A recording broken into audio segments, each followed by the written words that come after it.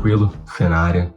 Cara, eu queria trocar uma ideia hoje com vocês sobre o tema ansiedade. Queria falar um pouco sobre isso, mas também queria falar um pouco sobre o projeto na parte de meditação, para vocês entenderem como isso tá linkado uma coisa com a outra.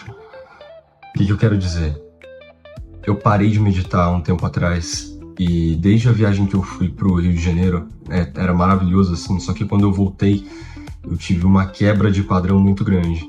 Ou seja, eu voltei para casa e comecei a me descuidar dos meus hábitos que eu estava tendo. E eu não mantive o mínimo. Eu parei de organizar direito meu dia, eu consumi um excesso absurdo assim, de estímulos, hiperestímulos, né? No caso, rede social, comida, enfim. E, cara, parei de meditar também. Eu queria dizer para vocês, assim, hoje o dia tá sendo horrível, cara, horrível. Eu não acordei tarde hoje, acordei cedo na verdade, só que quando você não tem... Eu queria trocar essa ideia sobre ansiedade, porque isso que aconteceu comigo hoje, muitas pessoas podem sentir ansiedade, é por esse motivo, e talvez não saibam o porquê. Muitas vezes você tá com um excesso de decisões para serem tomadas, um excesso de coisas para serem feitas, você posterga, você não faz, você se coloca cada vez mais em situações em que te dão estímulos, ou seja, você se estimula cada vez mais, coloca mais conteúdo para dentro, cria de menos, fala de menos, faz de menos e consome demais. E quando você faz isso, além de você não ter um tempo para você ficar em silêncio, ficar quieto, respirar um pouco, aí que entra a meditação, porque a meditação ajuda você a ficar presente, então ela diminui muito dessa ansiedade. A ansiedade ela tem a resposta fisiológica e a resposta psicológica.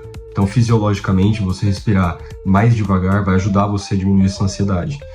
Além disso, você tentar se colocar da maneira presente, respirando, soltando, como é que fala? Inalando e exalando, né?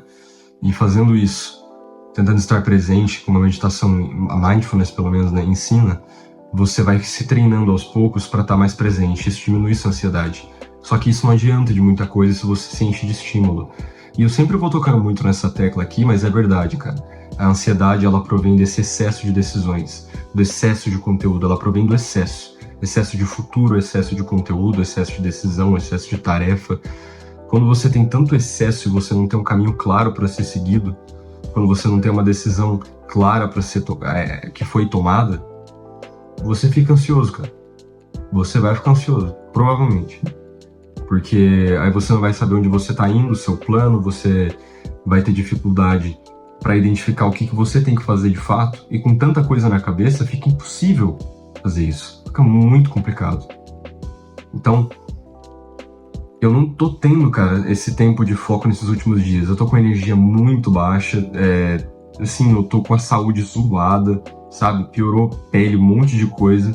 O tempo que eu tô tendo, eu tô cansado e aí as minhas decisões são prejudicadas e eu tenho mais tendência a ir pra rede social, ou seja, Instagram, YouTube. E aí eu acabo que eu vou trabalhando só no operacional ali que eu preciso e não faço o que precisa fazer pra minha empresa, pra minha vida crescer de fato. Não planejo, paro de fazer as coisas e isso tá sendo péssimo pra mim. Péssimo. Quero que vocês entendam a importância de tirar esse tempo de foco. Desculpa o barulho.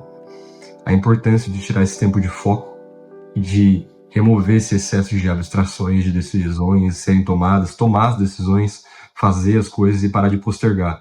Uma coisa de cada vez, e fazendo aos pouquinhos, e fazendo, planejando e em silêncio. Evita a música, o estímulo, isso só vai piorar ainda mais. Fechou? Esse foi o dia 31 aqui do projeto.